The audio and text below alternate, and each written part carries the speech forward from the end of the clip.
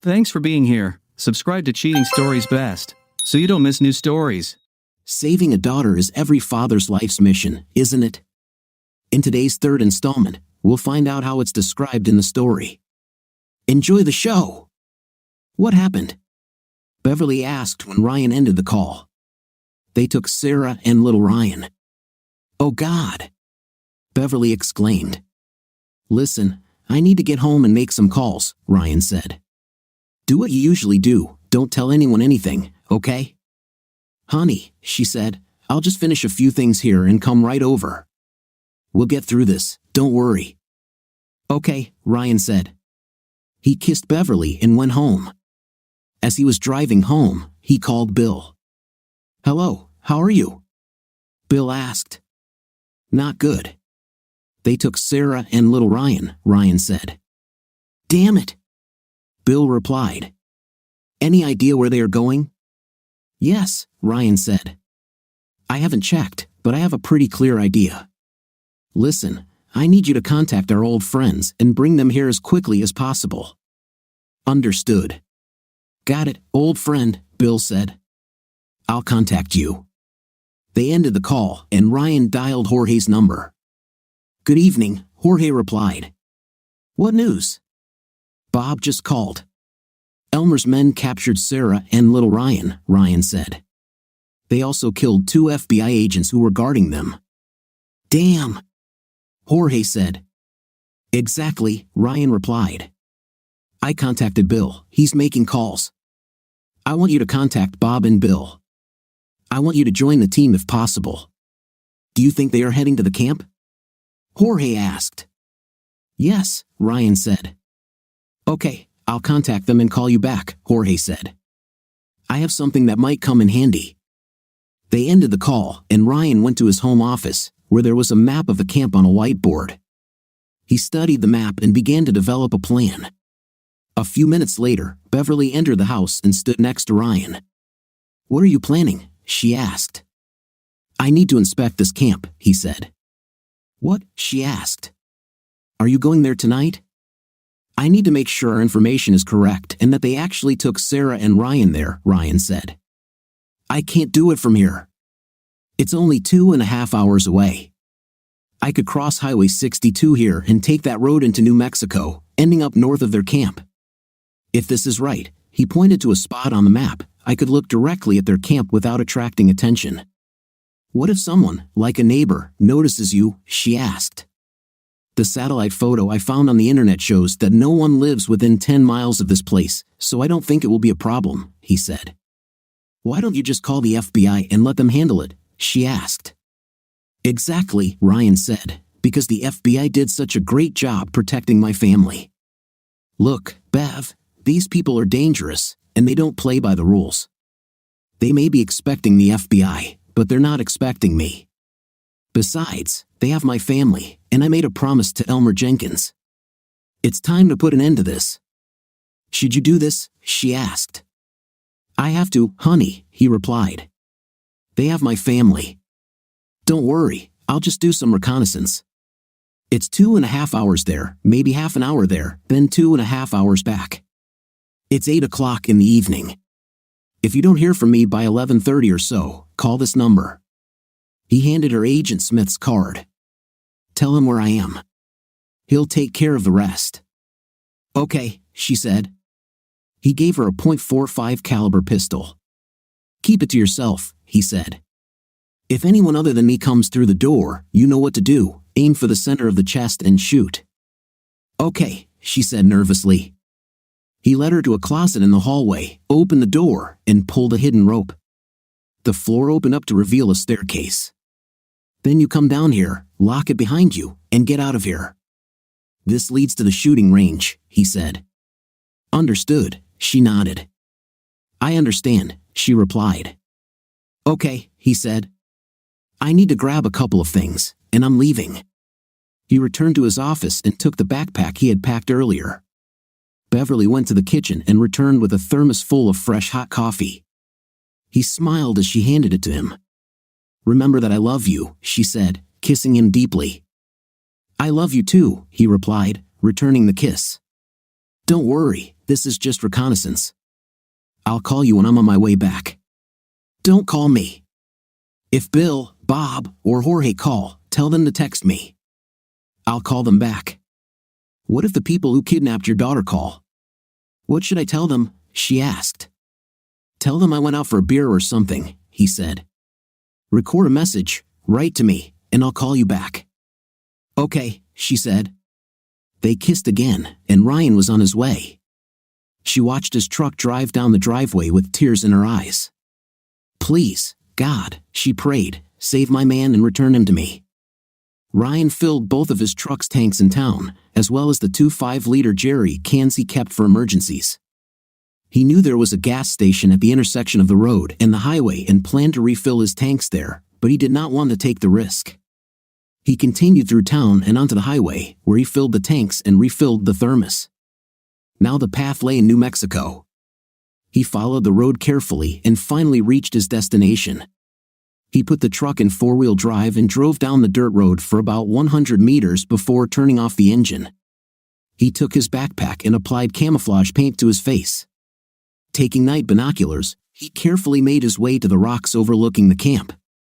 With binoculars attached to his head, he scanned the area and noticed that a Learjet was parked at one end of the dirt runway, indicating that the board of directors, along with Sarah and little Ryan, were already there.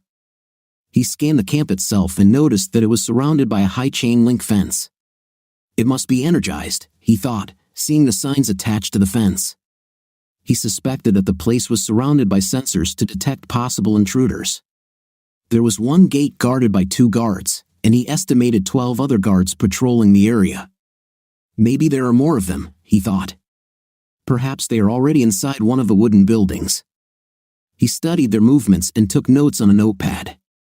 As he watched, he saw a woman and a small boy being led into one of the buildings, guarded by an armed guard and a large man whom he assumed to be Elmer.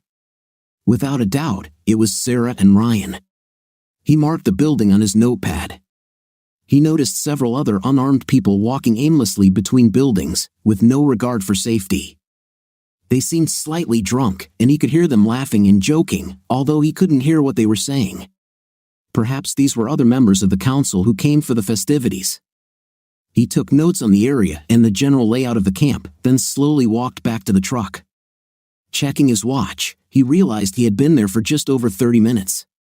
He put everything back and wiped the camouflage paint off his face. He reconnected his smartphone to the truck's Bluetooth so he could use it hands-free, then carefully returned to the road without turning on his headlights.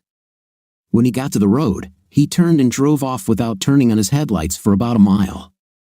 Luckily, there was enough moonlight to see the road. Feeling that he was out of danger, he called Beverly. "Are you okay?" she asked as soon as she answered the call. "Okay," he said. "I'm on my way back." "So, you got what you wanted?" she asked. "Oh yes," he said. "No problem. What news do you have?" "Yes, Jorge called me. He told me to let you know that they are on their way and you can call him when it's safe," she said. "They? Who are they?" Ryan thought. He dialed Jorge's number. Bob answered. "Hi, Ryan," he said. "Hi," Ryan replied. "What's happening?" "Well, Jorge, Bill, and I are coming to see you," Bob said. "What? All 3? Ryan asked. "Yes," said Bob. "Listen, son, this is not a hike in the woods." "I know," Ryan said. "But they have my family, and I'm not going to just sit around and wait for someone else to do it," Bob said. Ryan understood how Bob felt, so he decided not to argue over the phone. "We'll talk about this later," Ryan said. "Let me talk to Bill." He heard the phone being passed to Bill. "Yes, Bob?" "Boss?"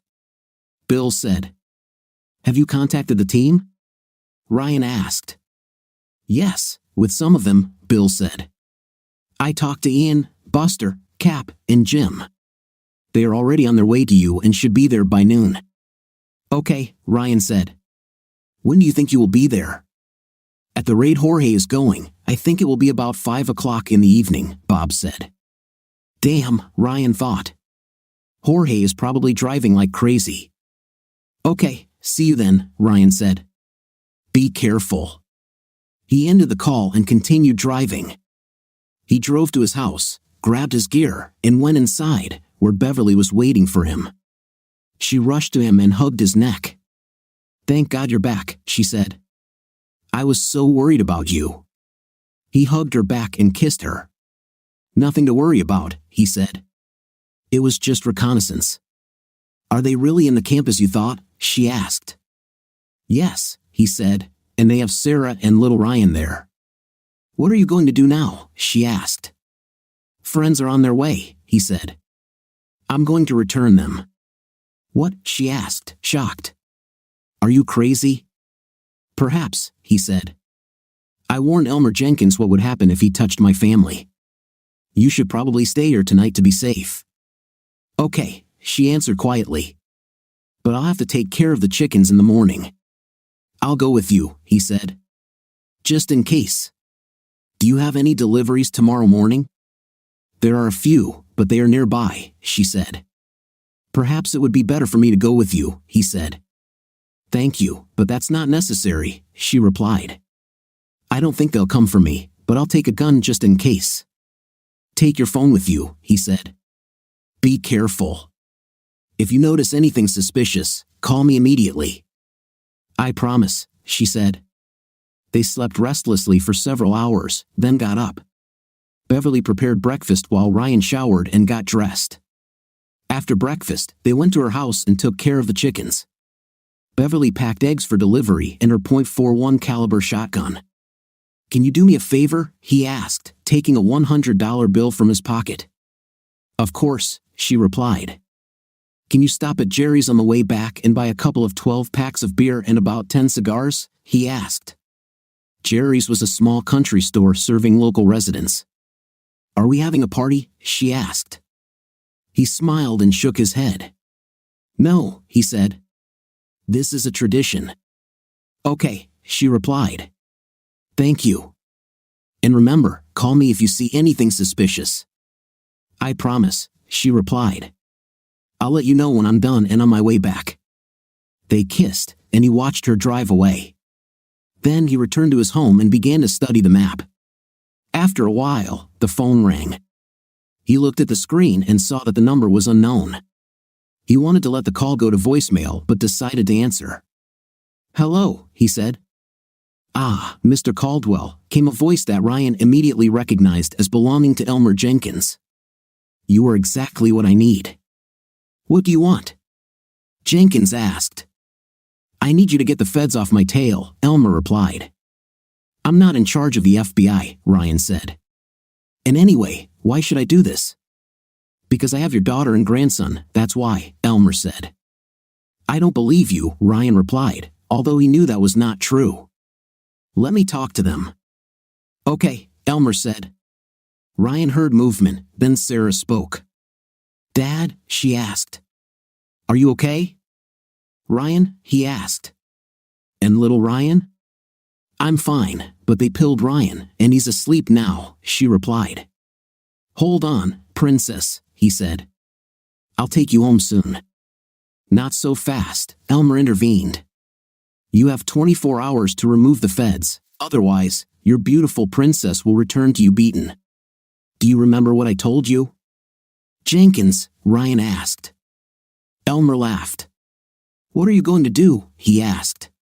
"You're just an old, worn-out, one-eyed mercenary. You better come up with a good argument for your FBI friends and come up with it fast." "You just know, Jenkins," Ryan said. "I always keep my promises. So I hope pain is something you like, because I'm coming for you." "You in what army?" Elmer laughed. 24 hours, old man. Do what you have to do." Ryan wanted to say something, but Elmer had already ended the call. He looked at his watch and saw that it was almost 11 a.m. He remembered Bill saying the rest of the team would arrive around noon, so he went upstairs. He pulled a chest out of the closet and opened it. He hadn't used the equipment in about 4 years and wasn't sure if the old uniforms would fit him. He pulled out a folded set of desert camouflage and a pair of worn combat boots. He took off his clothes and put on a black t-shirt and camouflage pants. Taking off his cowboy boots, He put on his combat boots and laced them up, then pulled his pants over his boots. He was surprised that the old trousers still fit him. He grabbed a waist belt and other equipment, then pulled out an old desert camouflage hat and jacket from the chest. He slammed the lid of the chest, then went downstairs.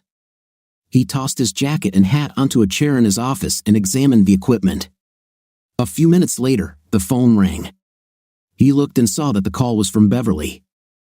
"Hi," he said when he answered. "Everything is fine," she replied. "I hope Coors will do, because that's what I bought. And I bought you cigars, so I'm already on my way back." "Thank you for telling me," he said. "I am very grateful to you for this. See you when you arrive." "I'm happy," she replied. "Love you." "And I love you," he said, ending the call. A few minutes later, she arrived, and he got out to help her carry everything inside. She looked shocked to see him in camouflage. "Are you going to war or something?" she asked. "Sort of," he said, helping her carry everything into the house. "I made a promise to Elmer, and I intend to keep it." "What promise?" she asked. "I promised him a war," he said. "He couldn't believe if he touched my family," Ryan said. "And that's exactly what I'm going to do." "What if you get hurt?" she asked. "Then I will suffer," he replied. "This happens." "No," she said. "I won't let this happen. I can't lose you, especially like this." "He is my daughter and my grandson," Ryan said. "Besides, I won't be alone. My team is on its way." "You mean the other mercenaries you worked with?" she asked. "Some of them, yes," he replied. At that moment, they heard the characteristic sound of a helicopter approaching the house. Ryan looked out into the yard and saw an olive-colored Vietnam War-era Huey helicopter landing on the spot where he usually set up a shooting range. Well, he said, laughing. "What's happened?" Beverly asked fearfully. "Is Elmer following us?" "No," he answered. "This is the cavalry. Could you prepare dinner? I think the guys will be a little hungry." "Of course," she replied. "I can make egg salad sandwiches if that's appropriate." "Sounds great," he said, kissing her. "I'll be back soon." He put on a camouflage hat and walked toward his old comrades, who were already getting out of the helicopter. "Jim, you old dog," Ryan said, walking up to the man piloting the helicopter. "How are you? Where did you get this?" "Worked on it for the last 3 years," Jim replied. "Well, how do you like it?" "I'm impressed," Ryan said. "Does this thing have any teeth?" "You bet," Jim said.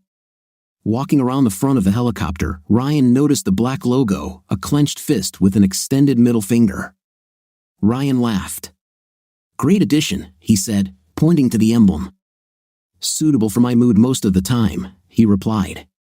"Look at this," he said, opening the side door. He pulled back the tarp to reveal an M134 minigun. "Do you think this will work?" "Definitely," Ryan replied. "I wanted to install rockets, but it wasn't in the budget," Jim said. "So you put it together yourself?" Ryan asked. "Basically, yes," Jim answered. "It took time to collect all the details. Some things had to be returned, and the engine needed work, but essentially, it's like new." "How much will it cost me?" Ryan asked. Jim shook his head. "Just pay for the gas, give me a couple of beers, and we'll be even," Jim said. "We are comrades. You've saved my life many times, so I feel like I owe you one." Ryan nodded and shook Jim's hand. "Thank you, old friend," Ryan said.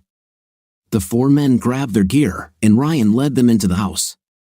"Guys, this is my friend Beverly Simons," Ryan said as they entered the kitchen. "Beverly, this is Jim Talbot, Ian White, an ex-Army soldier, Charles Torres, we call him Buster, and Mark Hammond, we just call him Cap. This is short for Explosive Cap, as he is well versed in explosives." "Girlfriend?" asked Cap. "I thought you gave up on women." "I gave up until I met Beverly," Ryan replied. He quickly showed them around the house, allowing them to place their gear and use the restroom. "So, I'm your friend now?" Beverly asked quietly when he returned to the kitchen. "Yes, you could say that," Ryan replied, noticing the smile on her face. "Do you have problems with this?" "No, sir," she replied, giving him a kiss. "Enough of this," Buster said loudly but good-naturedly, entering the kitchen and causing everyone to laugh. Beverly finished preparing the sandwiches and placed them on the kitchen table, then poured everyone a glass of iced tea. "I hope you all like egg salad sandwiches and sweet tea," she said. "I love egg salad," Cap replied, taking a bite of his sandwich. "Thank you." "Please," she replied. "Ryan, you better hold on to this woman," Cap said. "Anyone who can make an egg salad this good deserves it." "I intend to," Ryan replied. They spent the next half hour eating sandwiches and talking. When they finished, Ryan spoke again. "Bill won't be arriving soon, so I can brief you on the situation," he said. "When Bill arrives, we'll discuss the plan." He spent the next hour telling them the whole story since Bob came into his life. "Damn it," Ian said when Ryan had finished. "I agree," Ryan replied. "You made a mistake by letting Jake live," Buster said. "Perhaps," Ryan replied. "I actually thought about killing the idiot, but I changed my mind. If I did that, I would probably end up in jail." "You're right," said Cap, "and there would be 2 witnesses. How do you cope with this with one eye?" Ian asked.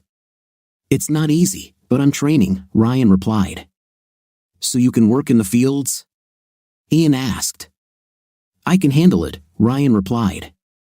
They heard a car drive up to the house. Ryan looked out and saw a dark SUV. He noticed Agent Smith getting out of the car. "Hide your weapon," he said. "I'll deal with this." He walked out of the house and stood on the porch as Agent Smith approached him. "So, you heard what happened?" Ryan asked. "Yes," Agent Smith replied. "I thought you were planning something. And you thought you could stop me, right?" Ryan asked. "I did it your way, and this is what it led to." "You don't understand, Ryan," Smith said. "Do you mind if I call you Ryan?" "Not at all," Ryan replied. "Roger Gillespie, one of the agents guarding your daughter, was a good friend of mine," Smith said. "He was the best man at my wedding, and I was his. His little son is my godson." "So what does the Bureau do?" Ryan asked. "Nothing," Smith replied. "It's all about politics. Everyone is trying to get out of it to save face with politicians in Washington. Petroleum is very influential in certain circles. It is said that the president may even issue a general pardon if someone is convicted." "So what do you want from me?" Ryan asked. "I want to join you," Smith replied. "I realize that you are planning something, and I want to help." "I'm not going to arrest anyone," Ryan said. "I don't believe in taking prisoners. You understand this, right?" "I thought so," Smith replied. "But can you live with it?" "This isn't my first rodeo, you know," Smith continued. "I was in the Navy before I joined the Bureau. So to answer your question, yes, I can live with it." "That doesn't really fit with your job description," Ryan said. "I'm not an agent now," Smith replied. "Like you, I want justice." Ryan looked at him for a moment before answering. It was quite possible that Smith was simply trying to ingratiate himself so that he could then arrest everyone, but the look on Smith's face and the fire in his eyes told a different story. "Okay," Ryan said. "Welcome to the team," he added, extending his hand. Smith shook it, and they clasped hands. At that moment, a dark van pulled up the driveway and stopped in front of his house. Ryan looked at his watch, exactly 1700 hours. He saw Bob, Jorge, and Bill get out of the car and walk toward the porch, where Ryan introduced them. "Ryan, I want to go with you," Bob said. "I know I haven't been in as many fights as you, but I want to do my part. This is my family, after all." "Do you have any military training, son?" Ryan asked. "I served in the Army Reserves for 4 years," he answered. "My unit was sent to Iraq for 8 months. "Reservists?" Ryan asked. "What did you do in Iraq?" "I was a helicopter gunner for a while," Bob answered. "I don't know if this will help you," Ryan said. "A gunner on a helicopter? Have you ever flown an M134 minigun?" Bob chuckled. "Yes," he answered. Today is your lucky day, son, Ryan replied. We not only have the M134, but we also have the Huey to carry it. Seriously? Bob asked. Seriously, son, Ryan replied. Let's go inside, we need to plan. Ryan invited them into the house and closed the door behind him. After the introductions, Ryan sat everyone down and asked Beverly to pass around the beer. After everyone had a beer, Ryan started talking. We have a tradition. Ian, would you do the honors? Ryan asked. Ian raised his beer for Dawson and all the other guys who didn't come home. Cheers, Ian said. Everyone raised their beers for Dawson. The veteran mercenaries repeated the toast before taking a long sip of their beers. Beverly, Bob, and Smith joined them. When they finished, Smith raised his beer. For my friend Roger Gillespie, who gave his life protecting Sarah and her son, he said. Everyone raised their beers for Gillespie, taking another long sip. We usually break bottles on the ground, Ryan said, but since this is a fairly new carpet, we will have to do without that part of the tradition. Everyone laughed. The plan has changed a little. Jim, meet your new shooter, he said, putting his hand on Bob's shoulder. Have you ever fired a minigun? Jim asked. Bob nodded. Yes, in Iraq, he replied. Great. When we're done here, you can join me, and we'll install it for you, okay? Jim asked. Yes, Bob answered. Beverly walked up to Ryan and took his hand. I want to go with you, she said. Everyone froze and looked at her in surprise. Honey, this is not a fun trip, Ryan said. You could get seriously hurt. But we are partners, she said. Where you go, I go too, remember? Ryan's right, Beverly, Smith said. Besides, what would you do? Actually, she could help me in the command post, Bill said. Have you seen what's inside? Jorge has so many monitors and stuff that I can't keep track of everything on my own. Ryan thought for a few moments. Bill was a good man, but his prosthetic leg would have hampered him on the field. Having someone around to watch the monitors would free up Jorge. He looked at Bill. You will train her and provide her with protection, right? He asked. Of course, boss, Bill replied. Ryan nodded. Okay, after we come up with a plan, you take her and start training her, Ryan said. I will, boss, Bill replied. Ryan looked at Beverly. Promise me you'll be careful, he said. I promise, Ryan, she replied. Thank you for letting me be a part of this. I'm sorry if I confused or angered you. He took her into his arms and smiled into her face. I'm not embarrassed or angry, he said. I couldn't be more proud of you than I am right now. Plus, it will give us something to tell our grandchildren one day. She smiled back at him. Is it true? Are you serious? She asked. Of course, he replied. Now let's go and make a plan. Everyone headed to Ryan's office, where there was a map and a diagram of the camp. They spent the next 2 hours planning the operation. Once they had finalized their plan of attack, Bill handed out GoPro-like devices that were attached to body armor and communication units with headphones on the end of a coiled wire. Each block had a number written on it. Ryan's number was 1. Okay, Bill said. Call sign, as always, is Whiskey Delta, Ryan said. Of course, Whiskey Delta 1. The rest have numbers listed on their communication devices. We will monitor your actions in the command post. This is a command post, if anyone doesn't know, he added, looking at Beverly. What does Whiskey Delta mean? She asked. Wargs, Jim answered. It's from the old line, shout, devastation, and let loose the dogs of war. It's Shakespeare, you know. So Ryan is the top attack dog? She asked innocently. Everyone else chuckled.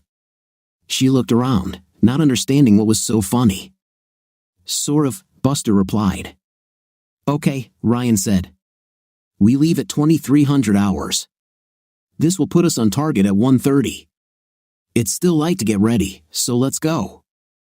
Bill and Jorge handed out night vision goggles to everyone. Bob went with Jim to the helicopter to mount the minigun, and Bill took Beverly to the command post to begin training. At that moment, a sheriff's patrol car pulled up to the house. "Damn," Ryan said quietly as he saw Sheriff Coltrane get out of the car. Ryan looked at Agent Smith. "Help me figure this out," he said. Smith nodded and assumed the most official look. "Sheriff Coltrane," Ryan said with a smile on his face. "How can I help you, sir?" "I was driving by and saw all this activity and a helicopter in the yard, so I was curious," the sheriff said. "Are you planning some kind of party here or something?" Agent Smith took out his documents and showed them to the sheriff. "Special Agent Smith, FBI," he introduced himself. "Are you the same Sheriff Coltrane?" "Indeed I am," the sheriff answered, straightening his shoulders. "I've heard good things about you." "Sheriff," Smith said, "I'm always happy to help the FBI in any way I can." "Okay," Smith said with a smile. "Glad to hear that. Look, Mr. Caldwell is helping us with a very important operation, and I would really appreciate it if you could help." "How can I help?" asked the sheriff. "We're leaving here around 2300 hours, and I'd appreciate it if you could clear a path for us from, say, here to the state line." "Can you do it, Sheriff?" he asked. "Of course I can," Sheriff Coltrane replied. "Is this something like those black operations?" "Sort of. The most covert operation you can imagine," Smith replied. "There are lives at stake here, so I would appreciate it if you didn't tell anyone about this. I mean, no one. In fact, it's better if you just forget we were even here." "Consider it done, Agent Smith," he said. "By the way, how secret is this operation?"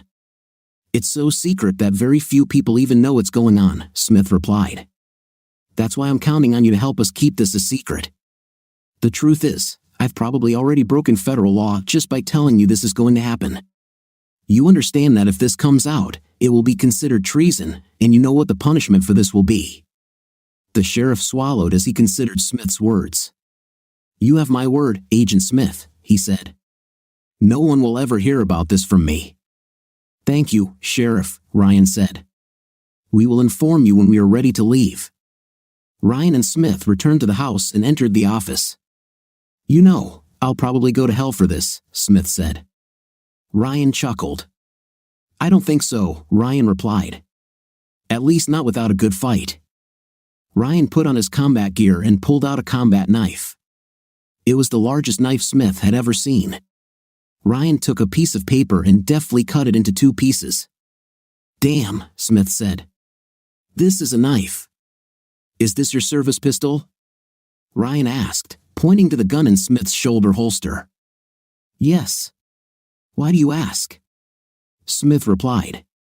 "Leave him alone," Ryan said, walking over to the open gun cabinet in the office, along with all your ammunition. "What should I use?" asked Smith. Ryan handed him a much older .45 caliber M1911 pistol and several fully loaded magazines already in the bandolier. "This one," Ryan said. "Where did you get this?" asked Smith. "You don't want to know," Ryan replied. "From what I heard, it came from Mexico." Smith examined the gun and noticed the serial number had been filed off. He checked the action and looked around. "Stores from Mexico, you say?" Ryan asked. "That's what I heard," Ryan answered. "I think it was one of the weapons in the Fast and Furious scandal, but I'm not 100% sure." "Aha," Smith said, putting the gun in his shoulder holster. Ryan tossed Smith a can of camouflage paint. Smith caught it and put it in his jacket pocket. "Apply this when we get to the state line," Ryan said. "You have gloves, I hope?" "Gloves?" asked Smith. "For what?" "Fingerprints," Ryan answered. "I don't want to leave anything that could lead to us, just in case."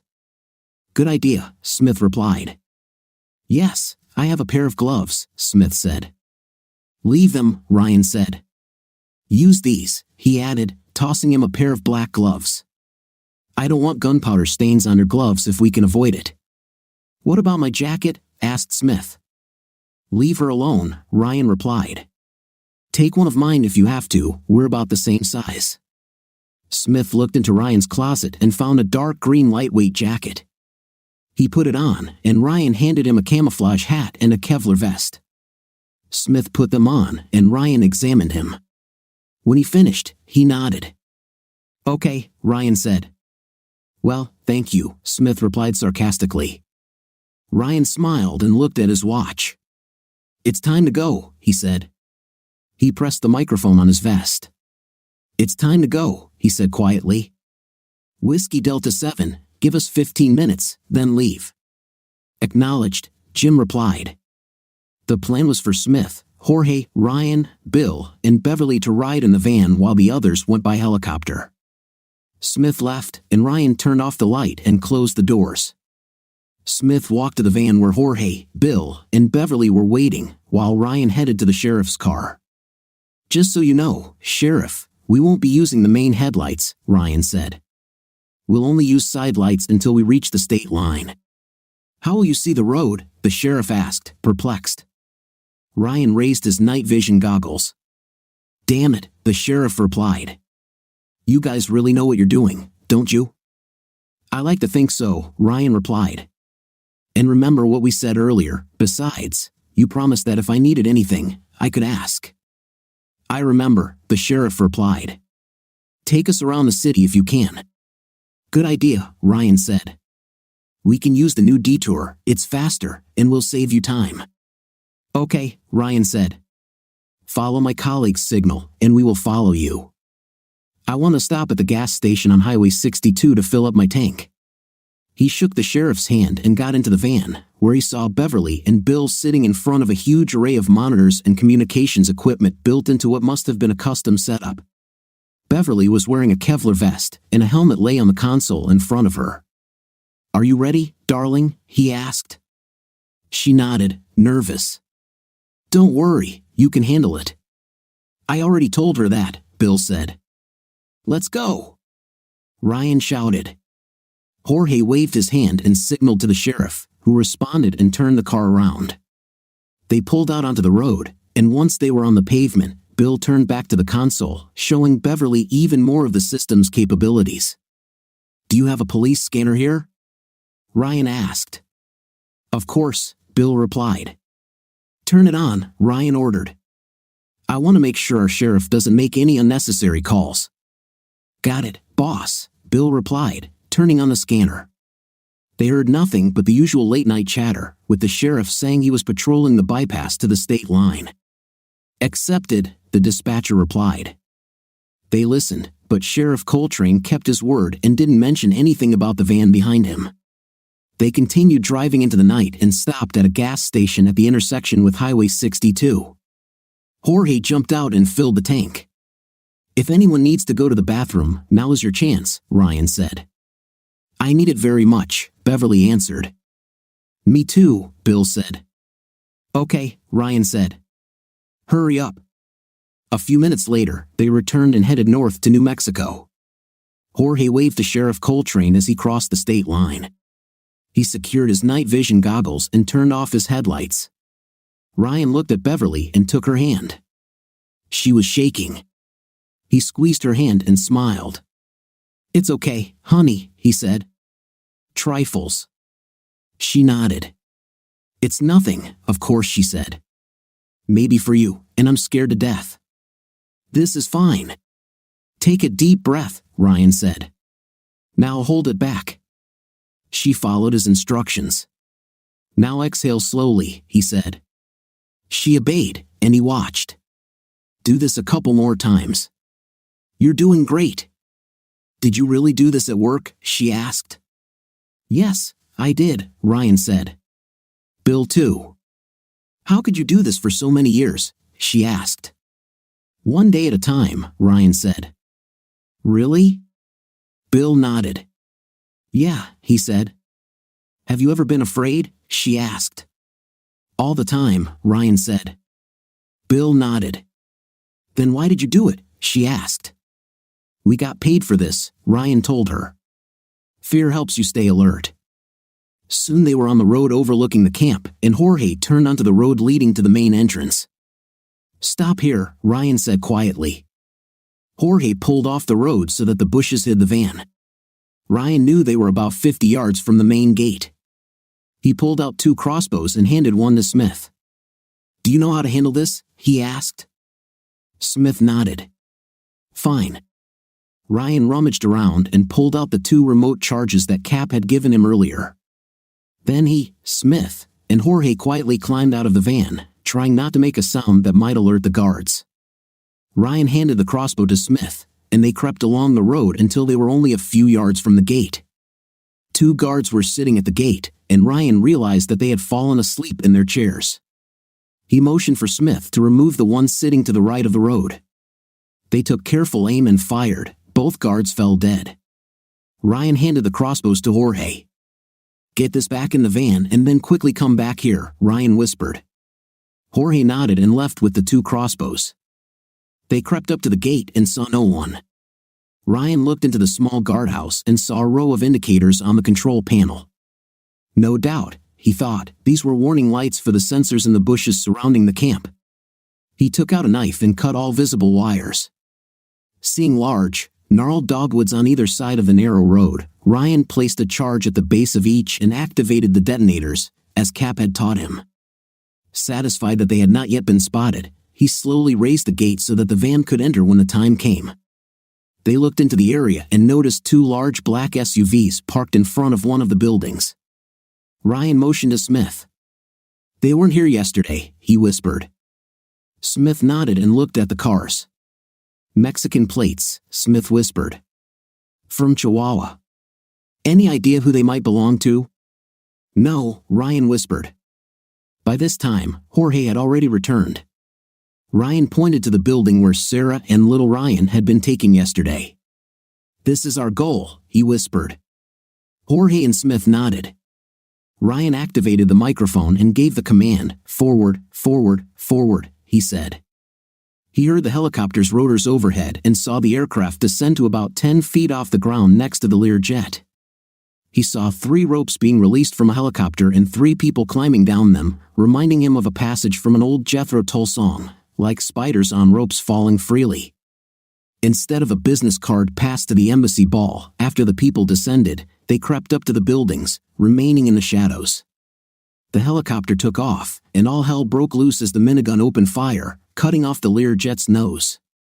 Suddenly, guards ran out of the buildings and were directly hit by a wall of hot lead from the Siskay couplings that Ian, Cap, and Buster were holding.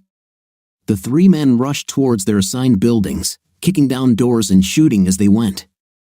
Ryan heard Beverly radioing instructions. "Whiskey Delta 4, target 10 o'clock, she said, followed by a short burst of fire. While she was giving instructions, the helicopter opened fire on the cars, destroying the engines. Ryan was impressed that Bob didn't aim for the gas tanks. However, he was concerned about the possibility that the cars might catch fire. After all, the last thing he wanted was an explosion that would attract local law enforcement. He looked at Jorge and Smith and signaled to move.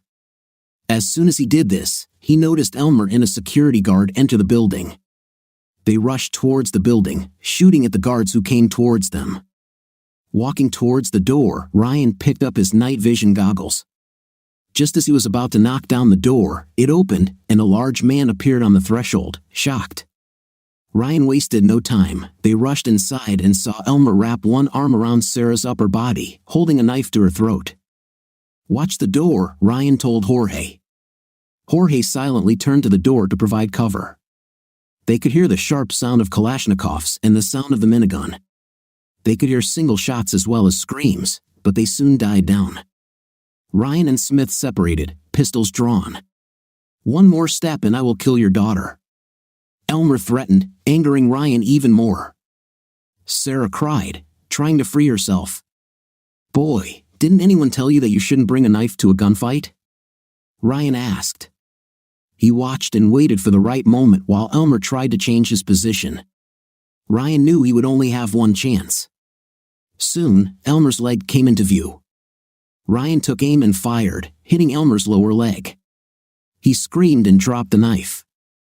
Sarah freed herself and ran to Ryan and Smith while Elmer writhed in pain on the floor. "Daddy," she exclaimed with her arms outstretched. "Where's little Ryan?" Ryan asked. "In the next room," she said. "Take him and get the hell out of here," Ryan told Smith. "Alive!" Smith put the gun away and ran into another room where the little boy was lying on the bed. He picked the boy up and carried him into the main room, Sarah walking next to him. "Come on, Ryan, we have to leave," Smith said. "Get them out of here," Ryan said. "I'll catch up with you later." "Alive." Smith looked at Elmer, nodded, and then spoke into the microphone. "Whiskey Delta, CPU goal achieved," he said. "Take us away quickly." "Acknowledged," Bill said. Smith escorted Sarah from the building. Jorge looked at Ryan. "Go," Ryan said. "Cover them." "I'll be there soon."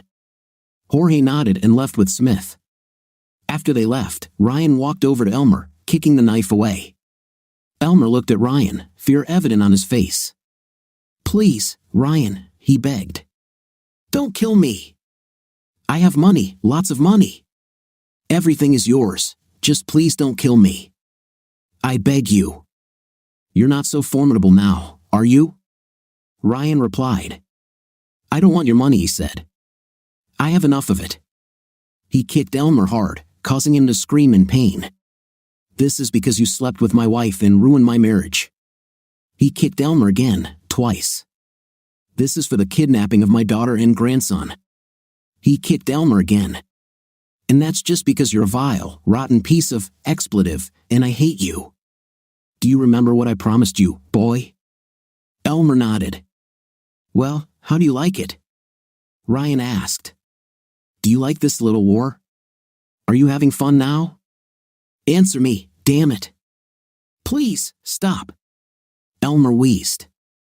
"It's time to grow up," Ryan growled. "You brought this on yourself."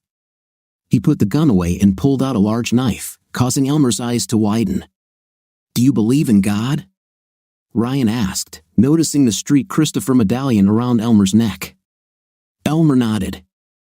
"Fine, because you will meet him soon," Ryan said, causing Elmer to wet himself. Ryan chuckled when he saw this.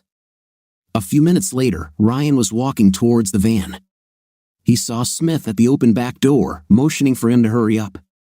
Ryan quickened his pace, looked back one last time to make sure everything was okay, and then went inside. As the van passed through the gate, he took the remote control out of his pocket, lifted the protective cover, and pressed the button. There were two muffled explosions followed by the sound of falling trees. He looked back and saw that they had effectively blocked the gate. This should slow down anyone trying to get in or out, he thought. "Delta 7, Whiskey," he said into the microphone. "Report." "Everything is in place," Jim replied. "All buildings are under control. One wounded." Ryan's heart sank. "Who?" he asked sharply. "Gun," Jim said. Ryan knew he meant Bob.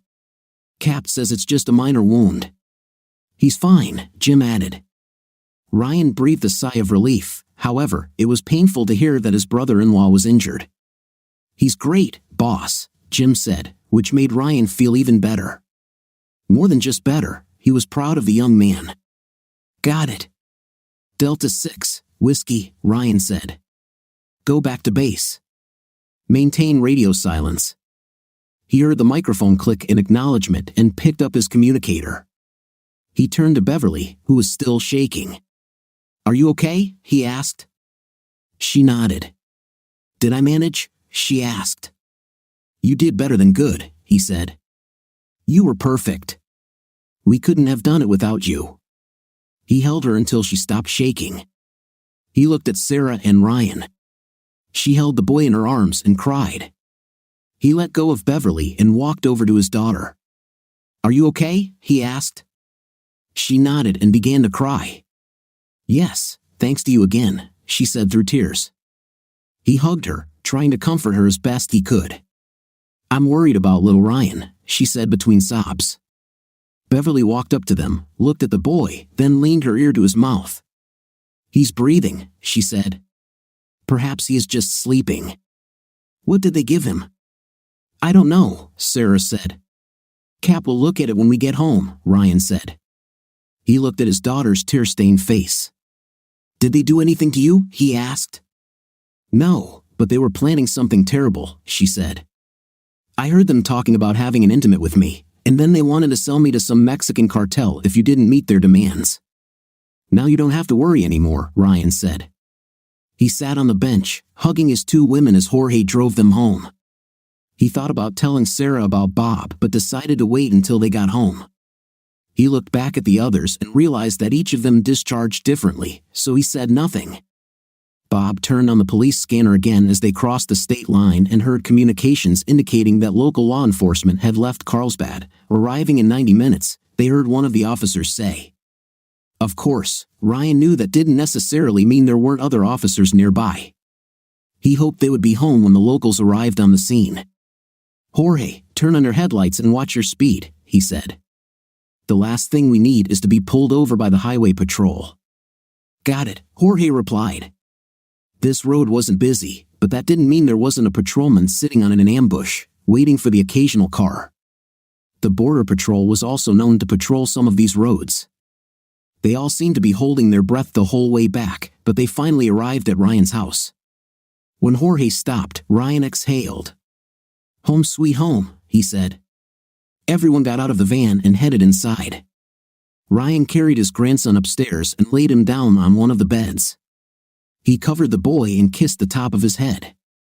Then he went downstairs and noticed Beverly had opened the back door, letting the others inside.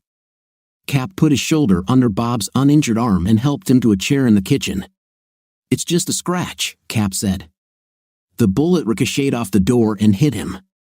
He'll need a couple of stitches, but other than that, he's fine. Ryan nodded, leaned over, and kissed Bob on the top of his head. He grabbed a second pack of beer and cigars from the counter and began handing them out. Sarah looked into the kitchen and saw Bob sitting there while Cap treated his wound. She screamed and ran towards him as everyone watched. Oh my God, she exclaimed. You're injured. I didn't know you were there. Who do you think was making all that noise outside shooting at everything they saw? Cap asked. Was that you? She asked. Bob nodded, a faint smile appearing on his face. She hugged him and covered him with kisses. Why? Why were you there? I couldn't just sit at home and wait, he said. If something happened to you or little Ryan, and I was just sitting at home, I would never forgive myself. Oh, honey, she said. I love you so much. Now you are my new hero. He laughed when he heard this. Wait until we get home. I'll show you how much I appreciate what you did. He smiled at the thought of it. Why don't you let me finish here, and then I'll check on your son? Cap said. Sarah nodded, kissed Bob again, and walked into the living room, where everyone had already opened their beers and lit cigars. You know, Cap said quietly after she left, the old man really thinks you're the best. Bob looked at him in surprise. And the rest too? You've earned their respect tonight. How? Asked Bob. Well, you stood up and fought for your family, Cap said. It means a lot to tough guys like Ryan, Bill, Buster, and Ian. And for you? Bob asked. You've earned the respect of all of us, Bob. Sorry, Gunner, that's what they'll call you among us from now on, Cap said. Bob smiled. I like it, he said. Gunner, yes, I can live with that. You know what else could be nice? Asked Cap. What? Bob replied. If you started calling Ryan Dad. He considers you the son he never had, Cap said. Is it true? Asked Bob. Cap nodded, putting his tools away and bandaging Bob's arm. I can see it in his face, Cap said. The way he looks at you, the way he talks to you. He was the same with Dawson. Who is this Dawson guy? Asked Bob. He was with us for several years, Cap said. He had a wife and 3 children. They were in trouble, so he joined us to pay off their debts. As a result, he threw himself on the grenade without thinking. Ryan tried to stop him, but it was too late. He has carried the blame for this ever since. I always thought it should have happened to him, not Dawson. Damn, Bob said. I didn't know that. There's a lot you don't know about the old man, Cap said. Maybe it's time to get to know him better. Bob nodded. Maybe you're right, he said. Cap finished bandaging, collected his things, and stood up. I better go check on your son, Cap said. Take care of his hand for a couple of days. It may start to itch after a while. I'll give you some antiseptic cream. Thank you, Bob said. Cap nodded and went upstairs. Ryan walked over to the table and sat down. He opened a beer and handed it to Bob, then offered him a cigar. You know, this will probably be the only time Beverly will let you smoke one of these things here, so enjoy it while you can, he said with a smile. Thank you, Dad, Bob said. You don't mind if I call you that, right? Ryan fought back a tear and shook his head. Not at all, son, he said. Actually, I'd be a little annoyed if you didn't. Bob chuckled. I've seen how you get when you're annoyed, Bob said. Ryan smiled and shook his head. No, you've seen me when I'm mad as hell, Ryan said. But Jim told me you did great there. According to him, you stood right in the door of this helicopter after you were wounded and continued to shoot. Tell me, why did you come here? Like I told Sarah, I just couldn't sit at home knowing that she and Ryan were in danger, Bob said. I would never forgive myself if something happened to them and I was just sitting on my butt at home, waiting to hear from someone. Ryan nodded. I can respect that, he said. You are a man, a father, and a husband. You wanted justice for your family, and you did it. I couldn't be prouder to call you son. Bob looked at him in surprise. Ryan smiled, nodded, and stood up. Well, I have a little problem to solve here, Ryan said. Why don't you join us? You're going to see history made. Bob grabbed his beer and cigar and followed Ryan into the living room. Ryan picked up his beer and tapped the bottle with his knife to get everyone's attention. Everyone stopped what they were doing and looked at him. He put the beer down, returned the knife to its sheath, then took the cigar out of his mouth and handed it to Jim. He motioned for Beverly to come to him. She walked over and looked at him, wondering what he was going to do. As everyone watched in surprised silence, he knelt down on one knee, took her hand, and looked at her. Beverly, he began, I never thought I could love another woman again, but you came and made me feel whole again. For this, I will always and forever love you with all my heart. Therefore, in front of all these witnesses, I ask you, will you marry me and make me the happiest person on earth? Oh my God, Ryan, she said, tears streaming down her face. Yes, my dear Ryan, I will marry you. I love you so much. He rose to his feet, and everyone cheered. They hugged right there in front of everyone. Get a room! Buster shouted, causing everyone to laugh. There's already a room upstairs, Ryan said, causing more laughter. Oh God, the whole house is going to shake tonight, Buster said, which caused even more laughter. Ryan and Beverly hugged and kissed again. So when is the wedding? Smith shouted. Well, I need to get a few things straightened out, and then we'll get everything set up, Ryan said. If, of course, it suits the owner of the house, he added. Damn it, he's not even married yet, and he's already henpecked, Ian shouted. Everyone laughed again. Well, as they say, Ryan said, it's okay to be henpecked if you don't mind that the chicken does all the pecking. It's more than normal, Beverly said. She looked around before continuing, just so you all know, Ryan really wears the pants in this family. I want you to know that this wonderful man once saved my life. I thought I had lost everything, but then he came and made everything right. This is what my dad does best, Sarah said, hugging Beverly. And if you don't mind, I'd like to start calling you Mom right now. After all, you risked your life for me and little Ryan, and that's something my birth mother never ever did. Beverly hugged Sarah, and both women shed a few tears together. Of course, honey, she said. Suddenly, the phone rang. Wait! Smith shouted. This is for me. Everyone, be quiet. Everyone went quiet as Smith answered the phone. Yes, it's Smith, he said. They only heard his side of the conversation. Yeah, what's happened in New Mexico? Is it true? Sounds terrible. Okay, call Jones and tell him to meet me there. I'll be there as soon as possible. Fine. See you. He ended the call and looked at the group. What was that? Ryan asked. Local law enforcement in New Mexico contacted the FBI's El Paso field office, Smith said. They want me to investigate an attack on a corporate retreat.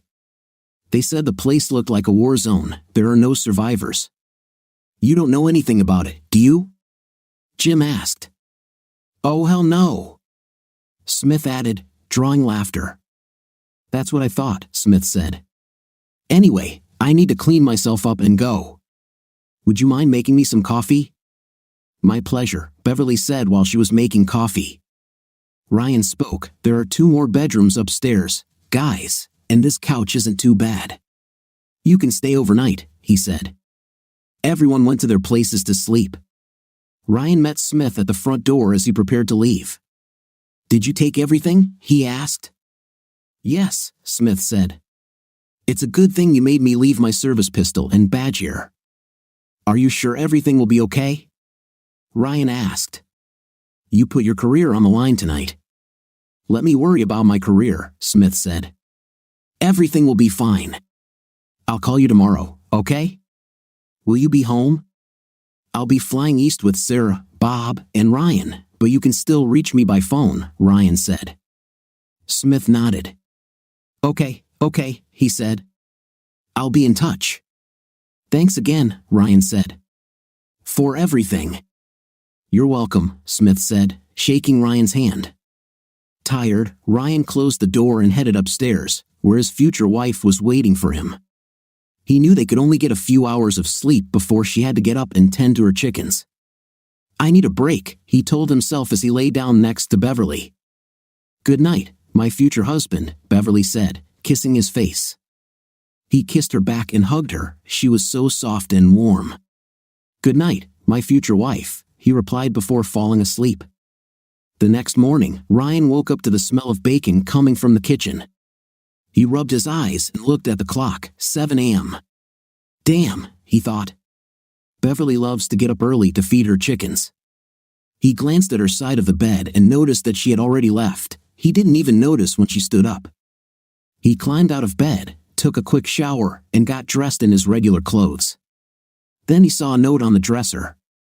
My dear Ryan, the note began. I got up early to tend to the chickens. I have a few deliveries to make this morning, so I won't be back until noon. I knew you were exhausted from yesterday, so I let you sleep. Sarah said she would make breakfast for everyone. I know you were planning on taking the kids home today. If you need to leave before I get back, just call, I'll be fine. I love you very much. The note was signed, your soon-to-be-happy wife, Beverly. He smiled and shook his head. She's so devoted to her chickens, he thought, wondering how she could do what she did last night and still get up so early to tend to them. He heard the sound of the TV as he went downstairs. Buster noticed him and motioned for him to come into the living room. Little Ryan was sitting on the couch with Buster and Ian, so Ryan picked the boy up and sat him on his lap. As he sat down, the boy's eyes were glued to the TV, like everyone else in the room. Look at that, buddy, Buster said, turning up the volume. A Little Night Petroleum shares fell this morning after news of a possible attack on the company's southeast New Mexico retreat, the news anchor said. State law enforcement agencies are working with FBI agents to determine what really happened. We are now transported to the location of the press conference, which is taking place at the camp. The scene changed to a report from the site of the events at the camp. Agent Smith's tired and exhausted face filled the screen. We continue to gather evidence to find out what happened here last night, he said. How many people were killed or injured in the attack? One of the reporters shouted. We will not be releasing this information until next of kin have been notified, Smith said. Were there any survivors or witnesses? Another reporter asked. Smith shook his head. No, he said. No one has gotten in touch yet. No survivors were found in the camp. Is it possible that illegal substances are involved? Asked the third reporter. We are looking at all possibilities, Smith said. What about terrorism? Another reporter shouted. As I said, we are looking at all options, Smith responded. Could this be related to the ongoing investigation into former CEO Jacob Knight or the assassination attempt on interim CEO Lisa Knight? Another reporter asked. We are not ruling out any of these possibilities, Smith said. If that's the case, how will that affect one of the investigations? Asked the first reporter. You need to take this question to the federal prosecutor prosecuting these cases, Smith said. I am here to investigate a possible crime, not to speculate on the impact of an ongoing case that is being tried." "Damn, that Smith is a real cold-blooded guy," Buster said. Everyone agreed. "Can you tell us anything about how this was reported?" one reporter asked. "This is a fairly remote area, and as far as we know, the nearest neighbor is a few miles away." Smith turned to a local sheriff's deputy who approached the podium. "Actually, the closest neighbor is about 12 miles away," the sheriff's deputy said. "He was outside when he thought he heard gunshots coming from the area. He called 911, and it took officers up to an hour and a half to determine that this was the scene of an accident." "Why is it taking so long?" one of the reporters asked. "Well, look around you," the deputy sheriff said. "There are few roads here, not many people, there's a lot of ground to cover. This is not a big city." "For you, Agent Smith, have you contacted anyone from Night Petroleum Management?" asked the reporter. "No, I didn't," he said. "We tried to get in touch, but we were told they were unavailable." "Don't you think this is a little strange?" asked the second reporter. "We find a lot of things strange about this incident," he said in response. "That's all for today. We will let you know when we have new information." "Thank you." He walked away from the podium, and the scene changed to a reporter on the scene speaking into a microphone. "We just heard from FBI Special Agent John Smith, who said they are looking at several possible scenarios and can't provide definitive information yet," the young woman said. "It is interesting to note that damaged Suburbans with Mexican license plates were previously seen being driven away from the site, as well as the damaged fuselage of a Learjet aircraft registered to Night Petroleum. We have been able to confirm that this is one of a small fleet of aircraft used to transport executives and VIP clients." "I give you the floor, George." "Thank you, Sherry," the news anchor said as the stage moved back to the studio. We now flash forward to Central City, where reporters are awaiting a press conference from a representative of Night Petroleum. The scene changed back to the briefing room, where the podium stood in front of a curtain that featured the Night Petroleum logo. As they watched, an attractive brunette walked up to the podium and consulted her notes. Noticing that everyone was glued to the news on the screen, Sarah began bringing plates of eggs and bacon into the living room. She placed the tray on the coffee table and set a small plate of food on it for little Ryan. "Sorry, honey," Bob said. "Do you need help?" No, I can handle it myself," she said. "You guys keep watching the news." The men began to eat as soon as the food appeared in front of them. Ryan sat little Ryan down in front of the coffee table so he could eat his breakfast while they watched. The brunette looked at the reporters in the room and spoke. "As you are all aware, reports surfaced this morning that a retreat owned and operated by Night Petroleum was allegedly attacked by an unknown person or persons." She began, reading from the sheet. "Victims have been reported, but we will not be releasing names until next of kin are notified. Of course, our condolences go out to the families of the victims, and we will do everything we can to minimize the impact on the families of the victims. We are working with federal and state authorities in New Mexico to determine the facts of the case. Now we will answer a few questions from the press." All the reporters raised their hands, and the brunette chose one from the front row. "The damaged Learjet registered to Night Petroleum was reportedly removed from the scene for analysis," the reporter began. "To the best of our knowledge from your own reports, this aircraft is one of several used by your company to transport executives, board members, and VIP clients. Were any of your executives or board members on board the plane or on the campgrounds at the time of the attack? If so, what's their status now?" "I don't have that information," the brunette said.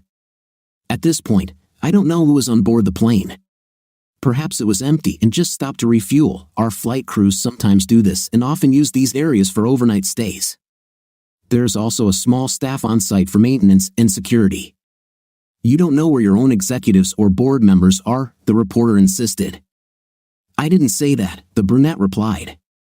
"I simply said that I did not know whether the leaders were on board the plane or on the premises. It is quite possible that there were no passengers, but the flight plan we found shows the plane took off from here the day before yesterday, and its destination was New Mexico.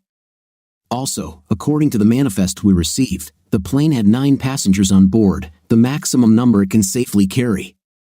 "Can you explain this?" "I can't explain it," the brunette said. "I will need to go to management to confirm this statement." Why haven't we heard from your chairman of the board, Mr. Elmer Jenkins, or anyone else on the board? Another reporter shouted. I can't answer that question, the brunette said, drawing groans from the reporters. Another reporter stood up. Reports have emerged from the UK in recent days that the body of one of your board members, Mr. Colin Blackstone, was found dismembered and stuffed in a suitcase in Manchester, England, the reporter said. How do you react to this? We just got these messages, the brunette said. Mr. Blackstone recently returned to England for family reasons. We have nothing more to add except that we are cooperating with authorities to look into the matter. This will conclude today's press conference, ladies and gentlemen. Thank you very much. She turned and walked away from the podium, clearly agitated. Reporters shouted questions at her, but she ignored them. Ryan turned to Jorge and Bill. Blackstone, Ryan said. This is the guy Timmy pointed out as the one who introduced him to Jake. Remember? Jorge nodded. What? Asked Sarah. Yes, Ryan said. Timmy was the one who shot Lisa. According to him, this Blackstone approached him with an offer, took him to meet Jake, and then provided him with weapons, instructions, and payment. I asked Elmer about this, and he told me that Blackstone needed to come home urgently due to a family situation. Damn it, Ian said. I agree, Ryan said. But we have another problem. Which? Asked Buster. If Sheriff Coltrane saw this report, he would start looking for answers, Ryan said. Is this the sheriff who came last night and escorted us to the state line? Asked Jorge. Ryan nodded. That's it, he said. Agent Smith and I spoke with him personally. Sheriff Coltrane may seem like a simple country sheriff, but he is very smart. He'll put 2 and 2 together, and I suspect he'll be here soon. Then we should probably disappear, said Buster. Agreed, mate, Ian said. If Gunner helps me, I can have the helicopter ready to fly in 15 minutes. Jim and I better leave too, Jorge said. He remembered me well, and so did the van. Ryan thought for a moment and nodded. Okay, he finally said. Let's go. Everyone got up and started collecting their things. Bob went out with Jim to help prepare the helicopter for takeoff. Ryan walked Jorge and Bill to the van. Will you do me a favor? Ryan asked Jorge. Sure, whatever, Jorge replied. Can you let me know when Jake's next court date is? Ryan asked. I think it's scheduled for tomorrow, Jorge said. I'll have Bill double-check the schedule on our way back and let you know. Can you do it right from the van? Ryan was surprised. Jorge smiled. Of course, he said. That's why they call it mobile. We can access the internet from anywhere these days. Welcome to the 21st century. Okay, Ryan said. Thank you. You're welcome, Jorge said. We'll be in touch. They said their goodbyes, and Ryan watched them drive away. He returned to the house and met Ian, Cap, and Buster. They packed their things and were ready to leave. Ryan shook their hands. Thanks, guys, he said. I really appreciate your help. You're welcome, mate, Ian said. Just don't forget to invite us to the wedding. Of course, Ryan said. They walked up to the helicopter, and Ryan watched it take off, kicking up a huge cloud of dust.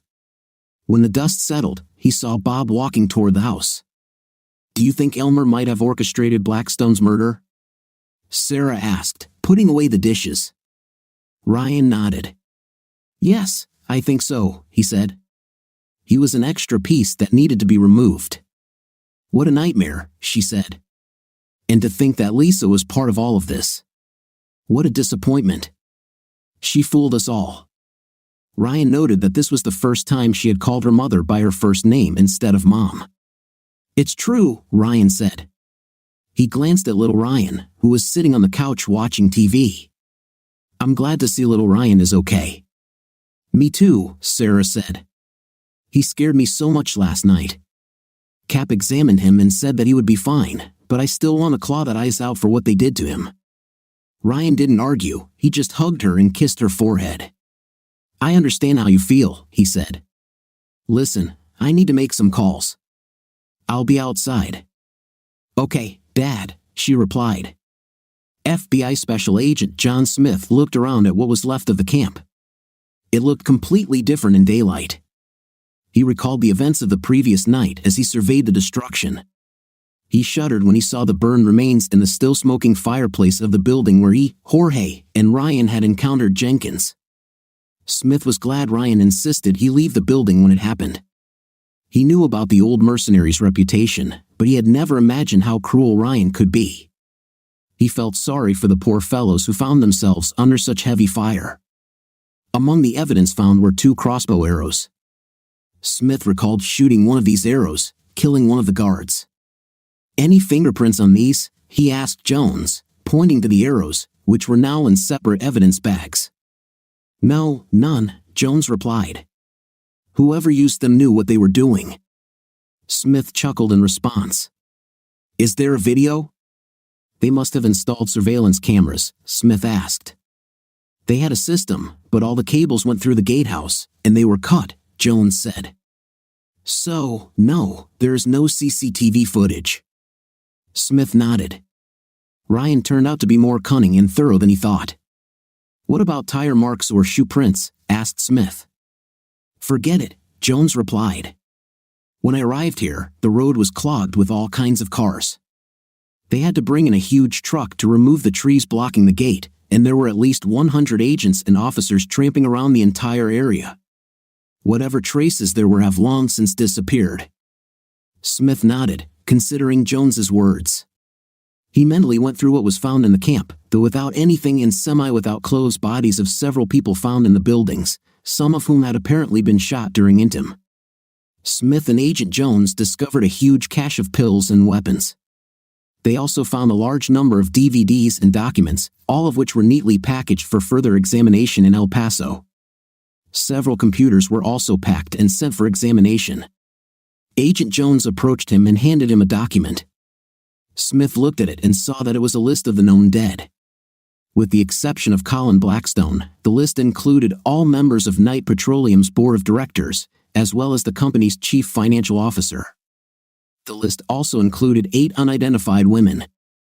"I've already sent that list to El Paso," Jones said. "They will take care of notifying relatives. They will also contact the Mexican consulate." Smith nodded. "Okay," he said. "What do you think, boss?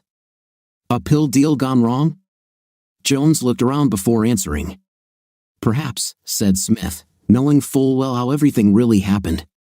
"What do you think?" Jones thought for a moment before answering. "Judging by the severity of the attack and the presence of these Mexicans, I would say it was something pill-related," Jones said. "Perhaps it was a hit by a rival cartel, and people were simply in the wrong place at the wrong time." "Sounds logical," Smith said. His calm voice hid the storm raging within. He had served his country throughout his adult life, first in the Navy as a member of a SEAL team, then in the FBI as a special agent, and now he was directly involved in covering up his own illegal actions. He pondered the situation as he looked around the area. He knew how easily things could fall apart. Just a partial fingerprint, or reflection in a phone photo, or a tiny trace of DNA from someone else's saliva could ruin everything. Was Ryan really that good, he wondered? Was he able to pull it all off without leaving a trace? "Anything else?" he asked Jones. He shook his head. "No, boss," he replied. "Everyone is on their way to El Paso." Smith nodded as he pondered what was happening. Something in his mind troubled him. Ryan said he hadn't seen any vehicles here before. He knew that the plane could carry a maximum of 9 people, 2 SEs, 10, or 12. Where were the rest? From what he and Jones saw, at least 15 people lived here permanently. Had Knight really left them without transport? And could anyone really hear the shots 12 miles away? Something didn't add up, and he was determined to get to the bottom of the truth. "Okay, let's get out of here," he said. "I'm tired, and I need to sleep." "Of course, boss," Jones replied. Ryan ended the calls and returned to the house. Sarah was playing with little Ryan by the pool, so he went to his office. He knew he would have to get rid of any evidence left over from the nighttime raid, so he disassembled the weapons he and Smith had used, cleaned them thoroughly, and put them in a box. But how to get rid of it? He took a box of gun parts and dug a hole near the shooting range. Filling the box with dirt, he knew that sooner or later he would have to dispose of the parts elsewhere, but at least this way, he got them out of the house. He returned to the house and had just finished cleaning up when he heard a car pull into his driveway. He looked out and saw that it was Sheriff Coltrane. He looked around to make sure there was nothing incriminating in sight, then opened the door and went outside. "Good morning, Sheriff," Ryan said as he walked out onto the porch. "How can I help you this morning?" Sheriff Coltrane walked up to the porch and extended his hand, which Ryan shook. "Should I bring you something? Coffee? Tea?" "No, thank you for the offer, Mr. Caldwell," he said. "Do you mind if we talk for a few minutes?"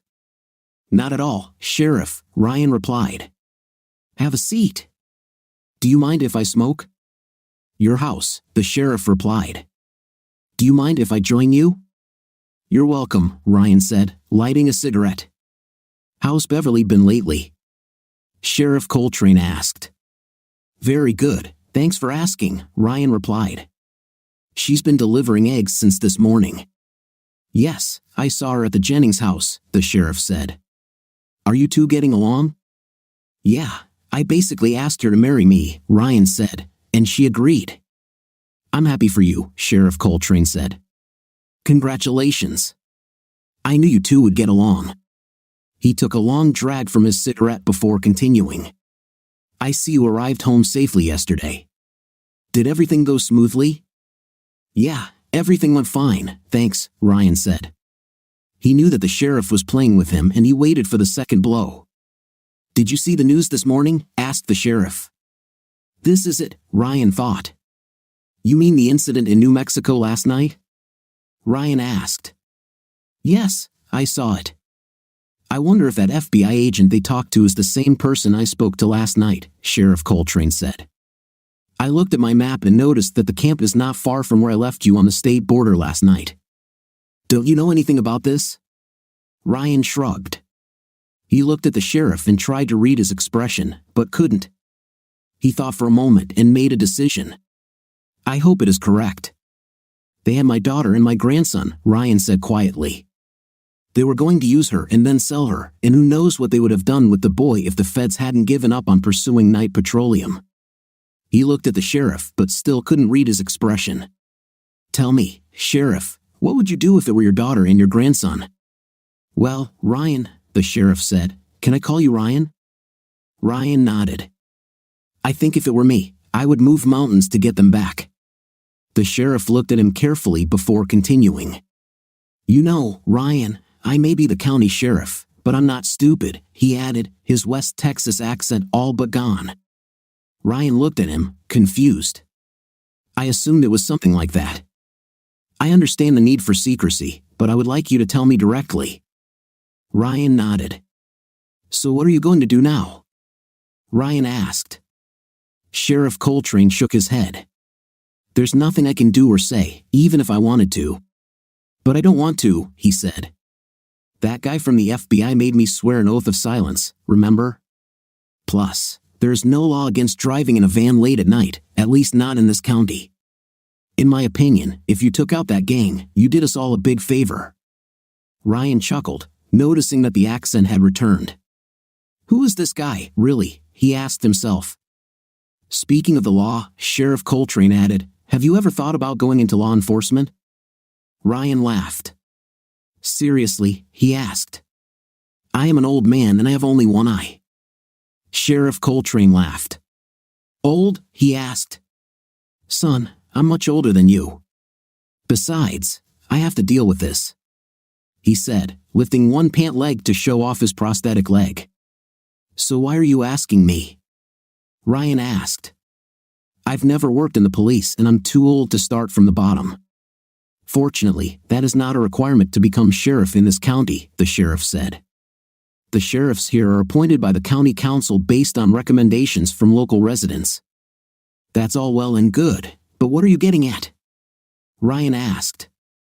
"I plan to retire in a couple of months," the sheriff said. "I was thinking about who would be best suited to take my place."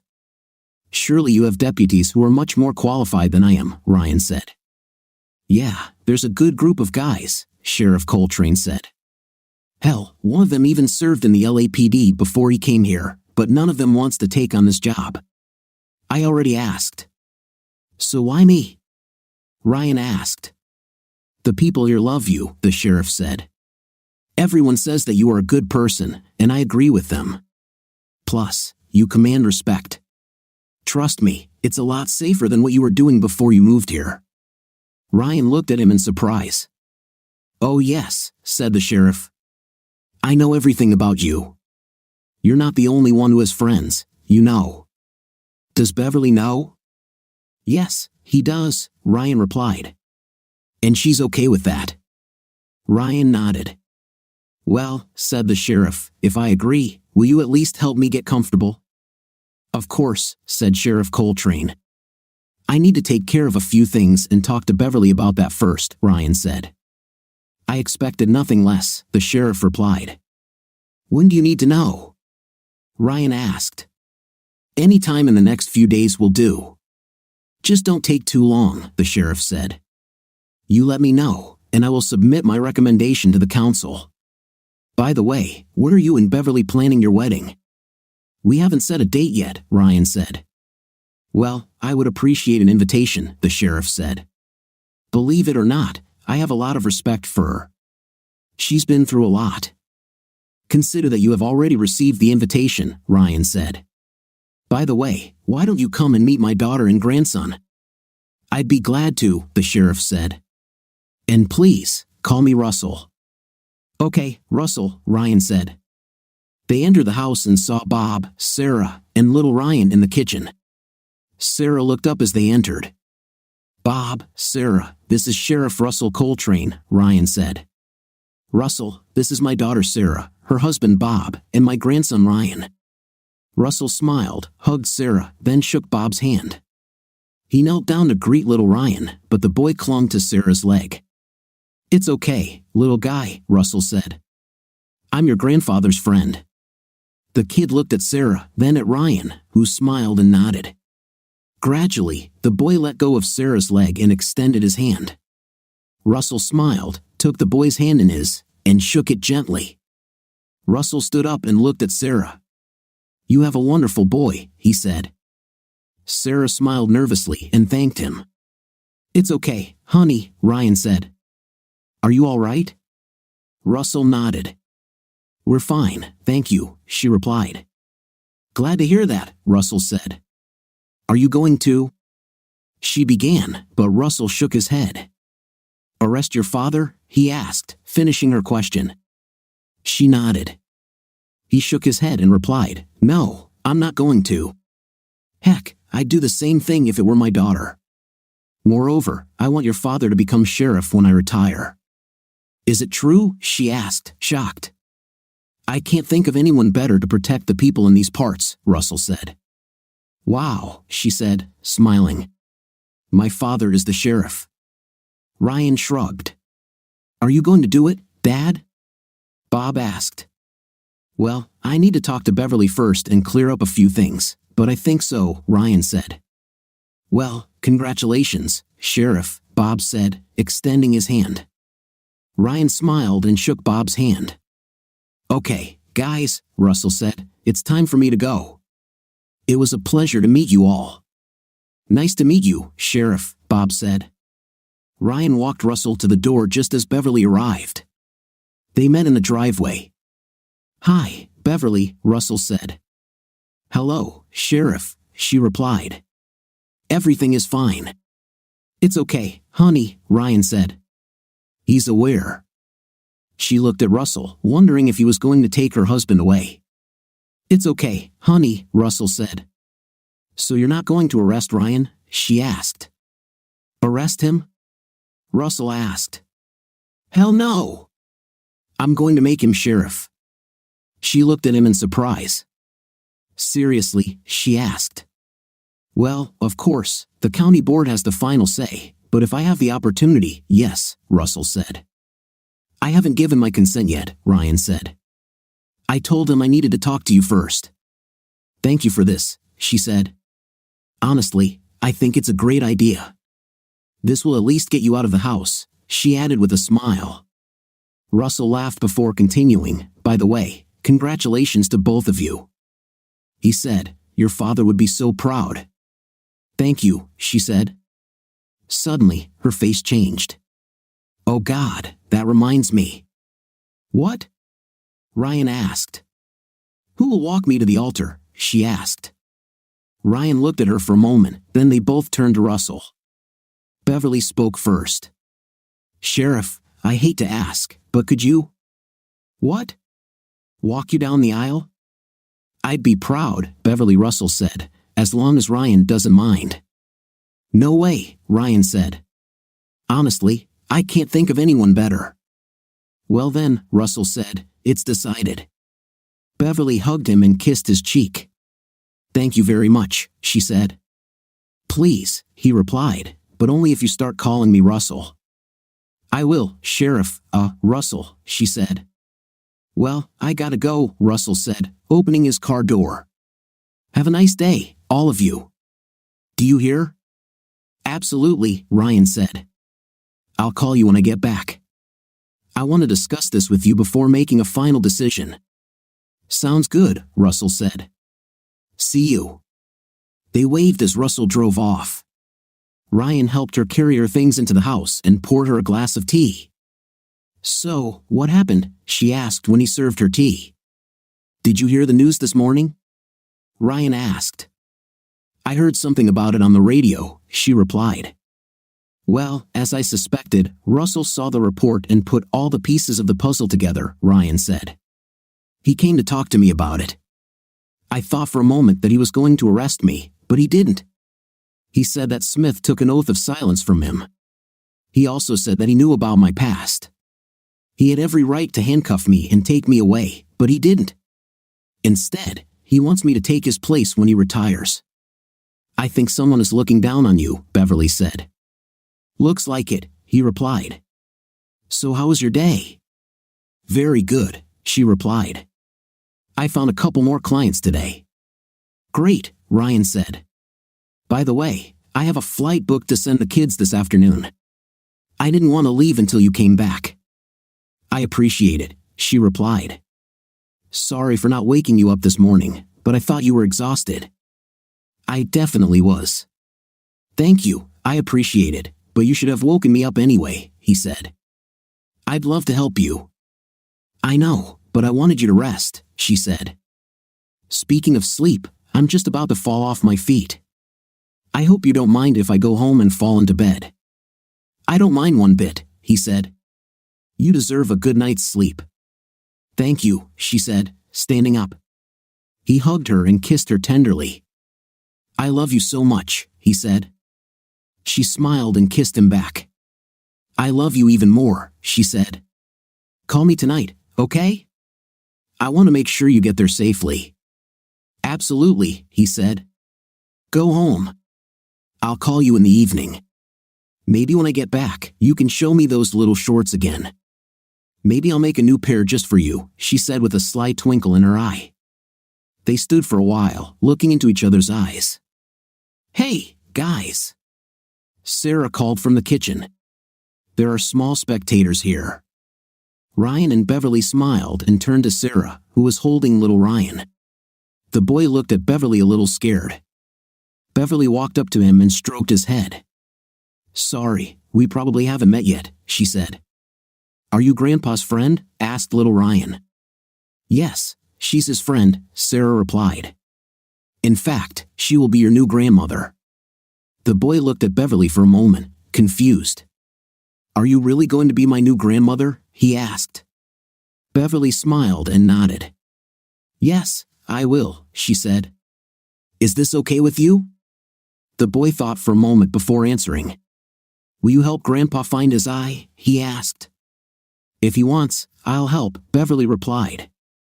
Ryan looked lost in thought, then he looked at her. Okay, he said.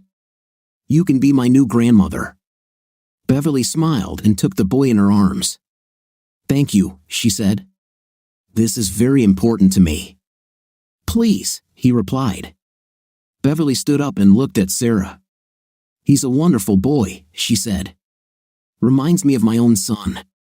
Well, if you don't mind, I'll go home and get a good night's sleep. Of course, Mom, you deserve it, Sarah said, hugging her. Beverly's eyes watered when she heard Sarah call her mom. They parted, and Beverly headed for the door. Don't forget to call, she said, opening the door. I won't forget, honey, Ryan replied. He walked up to her and kissed her again. Get some sleep, okay? Don't worry, I'll fall asleep as soon as my head hits the pillow, she replied. He watched as she got into the car. He waved at her as she drove away and saw her wave back. She'll be good for you, Dad, Sarah said from the kitchen. I'm just sure of it. I know, Ryan said. Well, are you ready to leave? The plane takes off at 1400 hours. Almost ready, Bob replied. I'm almost done. Well, hurry up, we have to get going, Ryan said. On my way, Bob shouted back. Ryan shook his head. Children, he said with playful sarcasm. They get shot and think they can get away with it. Now Sarah laughed. It's good to see you're joking, Dad, she said. He smiled, hugging her. Bob came back downstairs carrying a suitcase. Okay, I'm ready, Bob said. Let's go. Sarah giggled as Ryan gave her a sarcastic look. He checked the doors, grabbed his duffel bag, and followed Sarah and Bob out the door. His phone rang as he parked the truck, letting him know there was a message. He pulled out his phone and saw a text from Agent Smith. Long day, the message said. Watch the evening news. Interesting events. Call me after. Need some sleep. Too old for this. Ryan chuckled and put the phone away, curious to know what Smith had to say.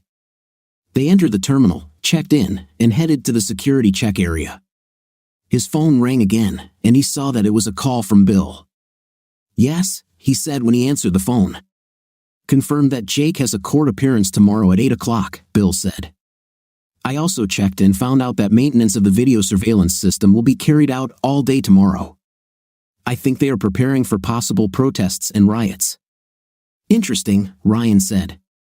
This is useful information. I think so too, Bill replied. How did it go with the sheriff?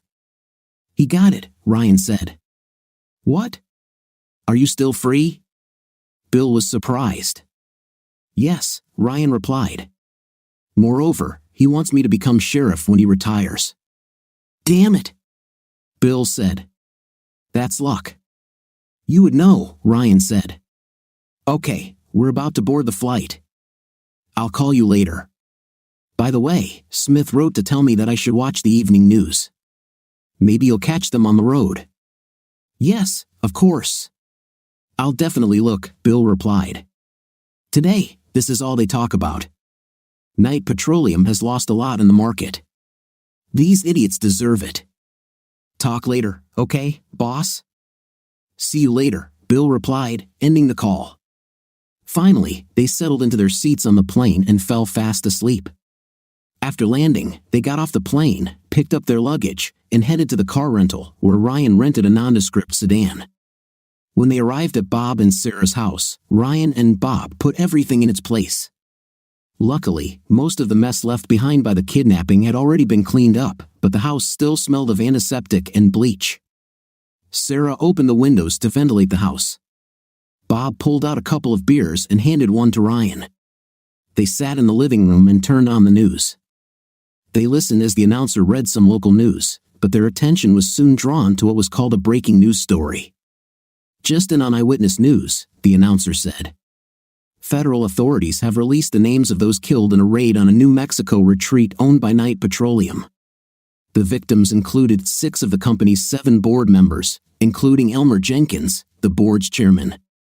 Officials said this follows reports from the UK that another councillor, Colin Blackstone, has been found dead in Manchester. The announcer continued, in addition, the chief financial officer of Knight Petroleum was found dead in New Mexico. We now switch to Brenda Carpenter in El Paso. Brenda? The shot changed to an attractive blonde standing in front of a tall building, presumably in El Paso, Texas. Yes, Jerry, thank you, she said. We spoke with federal authorities, and they told us that in addition to night management, at least 4 Mexican citizens were among those killed in New Mexico. In addition, a large cache of cash was found at the site. Suddenly, Smith's face appeared on the screen, his eyes hidden behind dark glasses. "We're still sorting through all the evidence we've collected," Smith said. "Can you confirm reports that the facility hosted illegal parties and human trafficking?" asked one of the reporters. "Based on the data we have, it is," Smith responded. "There have also been reports that 2 of your agents have been killed in Central City," another reporter added. "We believe they were defending the daughter of Lisa Knight, Knight's interim CEO, who was shot and killed in the company parking lot. Can you confirm this information, and are these events related?" "I was given permission to confirm this information," Smith said. "At this point, I believe it is safe to conclude that all of the incidents involving Knight are connected in some way." The frame changed again, returning to the blonde reporter. "Agent Smith told us that the agency is reviewing a huge amount of evidence that points to the involvement of company executives in a variety of crimes. It seems this is just the tip of the iceberg." "Jerry, over to you," she said. "Thank you, Brenda," Jerry replied. And now we cut to Andrew Conrad, who is outside the federal court where disgraced former CEO Jacob Knight is scheduled to appear here again tomorrow morning. "Andrew?" "Yes, Jerry, that's right. Mr. Knight, who is now confined to a wheelchair after the robbery, should be here tomorrow morning," Andrew said. "I spoke with Marvin Morrison, the federal prosecutor in charge of the case." The video changed, and they saw a tall, thin man with curly hair talking to a reporter. "The evidence we have seen thus far indicates that Knight Petroleum executives spent more time committing crimes and covering them up than they did producing oil and gas," Marvin said. "And something tells me this is just the beginning." "Will there be additional charges brought?" asked Andrew. "Absolutely," Marvin replied. "And I expect there will be even more." "Will you talk to the surviving executives?" asked Andrew. "Yes," said Marvin. "We have already begun these discussions and have expanded the investigation to include lower-level managers. The defense has been able to block many of your motions so far," Andrew said. "What's your strategy this time?" "Well, Andrew," Marvin said, "you are right. The defense has managed to set up many obstacles, but I think everything will change tomorrow." "What charges can we expect?" asked Andrew. "Shocking accusations," Marvin replied. "That's all I can say for now. Tomorrow morning, you will know more." "So, Jerry," Andrew said after Marvin left, "looks like we're in for some big things tomorrow morning." "Thanks, Andrew," Jerry said. "We'll keep an eye on this." He turned to the other camera. The allegations against Knight Petroleum also had a major impact on the market today, as the company's shares fell, causing concern among investors.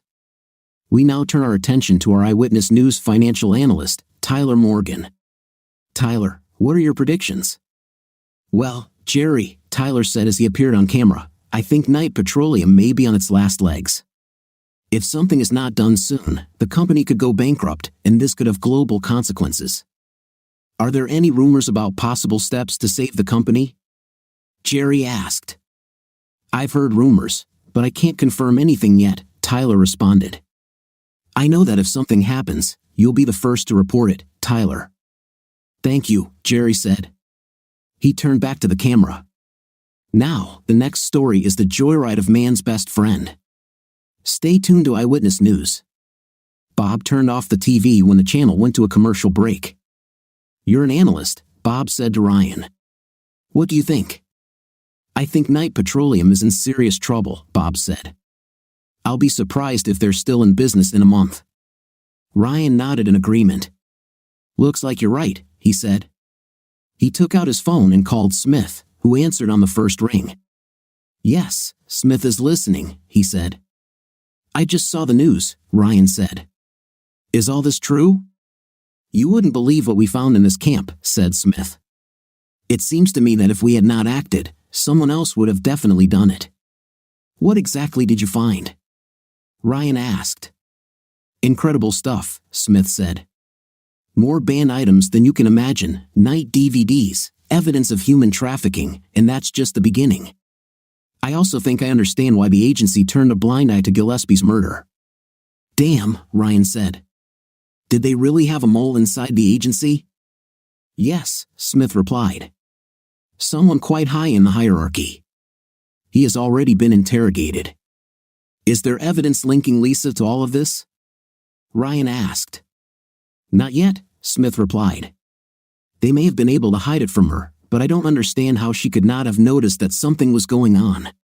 Perhaps she was blinded by Jake's money and was too caught up in her work. How are you doing? Well, Sheriff Coltrane figured it out after the report this morning, Ryan said. He came to me after the guys left. Oh really? Asked Smith. And he didn't arrest you? No, Ryan replied. Moreover, he wants me to take his place as sheriff when he retires. Smith laughed. Damn, boy, you're lucky, he said. Are you going to do this? I'm thinking about it, Ryan replied. I have a few things to take care of first. Well, maybe when this is all over, I'll knock on your door asking for a job, Smith said. Are you going to retire or something? Ryan asked. I'm thinking about it, Smith said. The agency is not what it used to be. Maybe they need a good man like you to be the director and fix everything. Maybe, Ryan said. I don't know. Everything has become too politicized lately. How are Beverly and the kids? Asked Smith. They're doing well, Ryan replied. By the way, will you come to the wedding? I wouldn't miss it for the world, Smith said. In any case, I'll be in touch. Take care of yourself. You too, Ryan said. Bye. They ended the call, and Ryan left to call Beverly. After a while, he returned with a smile on his face.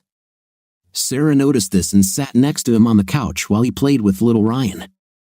Have you talked to Mom yet? Asked Sarah. Ryan knew she meant Beverly, and he nodded.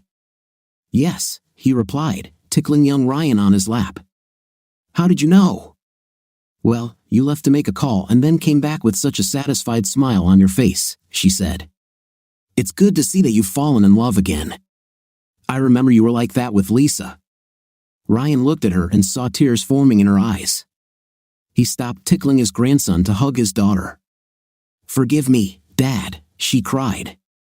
I treated you so badly when I was a child, and you still saved my life twice. I don't deserve a father like you. It's okay, Princess, he whispered in her ear. You were young, stupid, and easily influenced. They took advantage of this. But you realized your mistake and changed. You have achieved a lot in life. I'm proud of what you did. You have a wonderful family, and I will always be by your side. Thank you, Dad, she said, sobbing. I love you. I love you too, he replied. It's time for me to cook dinner, she said as she left for the kitchen. Ryan returned to his grandson, who squealed happily as his grandfather tickled him again. That night, when he fell asleep, Ryan dreamed of beautiful blonde women in short shorts and white t-shirts. The next morning, the courtroom quickly filled as reporters, potential witnesses, and observers began to take their seats. No one paid attention to the tall man sitting in the last row, wearing a dark baseball cap, sunglasses, and a bandana covering the lower half of his face. He looked like several other people in the room. Due to social distancing requirements, everyone was seated at least 6 feet apart. The man watched as Jake was wheeled into the courtroom in a wheelchair, with a chain secured around his waist. The lawyers entered and took their seats, and the bailiff ordered everyone to stand as the judge entered the courtroom. Everyone sat back down as the judge nodded, taking a seat at the high table. The man watched as the lawyers made arguments, counterarguments, and motions followed by countermotions. The judge listened carefully and said very little. To the person in the back row, it all sounded like meaningless noise from an old Charlie Brown cartoon, a kind of gibberish with few actual words in it. However, he understood the judge's latest order. Well, the motion to reschedule is granted, the judge said. Marvin stood up to object, but the judge slammed his gavel down. The meeting has been adjourned until tomorrow morning at 9 o'clock, he said. Everyone is free. Marvin threw his papers on the table in front of him, annoyed, while Jake smirked. The guards came to take him away, and no one noticed how the man had already left the hall. Also, no one noticed how the man stood at the intersection of two corridors, observing the interaction between Jake and his guards. "Damn it, I need to go to the bathroom," Jake said. One of the guards shook his head and signaled to the other to check the toilet. The second guard entered, looked around, glanced under the large stall at the end, and, seeing no one, went back out. "Everything is clear," said the second guard. Jake looked at the first guard. "Get these chains off me before I myself," he demanded. "I'm in a wheelchair." "Damn it, I'm not going anywhere. Just give me some privacy for a few minutes." "Okay," the first guard replied, removing the chains. "Just don't be late." Yeah, Jake said as he wheeled himself into the restroom. After the door closed, Jake headed to the large handicapped stall at the end of the restroom. He pulled up to open the stall door and pulled inside. He closed the stall door and was surprised to see a tall man wearing a baseball cap, dark glasses, and a bandana standing in the corner. He wondered why this man was wearing an old apron, latex gloves, and blue shoe covers. Something inside Jake snapped when he realized who was in front of him. He recalled the man once telling him, "If you ever lay a hand on Lisa or hurt anyone in my family, I swear to God I will find you like a dog and kill you." The blood drained from Jake's face, and his eyes widened in horror as he realized he was about to die. He tried to say something but couldn't. The pressure in his chest suddenly increased, and he could no longer breathe. The man watched as Jake raised his hand to his chest and struggled to take in his last breath of air, but that breath never came. Jake slumped in his chair, losing consciousness. He looked at his reflection in the mirror. The glass eye in his mangled left socket reminded him of something out of an old sci-fi movie. He put his sunglasses back on and turned around, bent over, and jumped to the ledge at the bottom of the high window, climbing onto it. He opened the window slightly to look around the garbage-strewn alley, making sure that there was no one nearby. He climbed out quietly, closed the window, and silently jumped to the ground. Following a pre-planned route, he got rid of his apron, hat, shoe covers, glasses, and gloves, throwing them into storm drains along the way. After about 15 minutes, the guards at the restroom doors decided that Jake had been given enough time to finish his business. "I swear to God, he does this every time we're here," one of the guards said. "Go in there and get him out of here," replied the second guard. A few seconds later, he returned. "Call 911. "We need an ambulance now," he said. "What?" asked the first guard. The second guard turned on the microphone and made a call as he headed inside. When he approached the booth, he saw Jake's lifeless body on the floor. "Couldn't have happened to a more deserving person," he said, addressing no one in particular. When the paramedics arrived, the guard headed to the security room to see if anything unusual had been recorded. If anyone had been near this part of the building, it would have been captured by the CCTV system. Unfortunately for him, the security system was not working at that moment, and no video was recorded from this part of the building. He was told that upgrades and maintenance were being carried out, all in preparation for any possible disturbances that might occur that night or the next day. "Damn it," he thought. He returned to the restroom and saw paramedics carrying Jake's body out on a stretcher, covered with a white sheet. "He didn't make it," one of the paramedics said. "We'll take him to a pathologist for an autopsy, but we're pretty sure it was a heart attack." The guard nodded in understanding.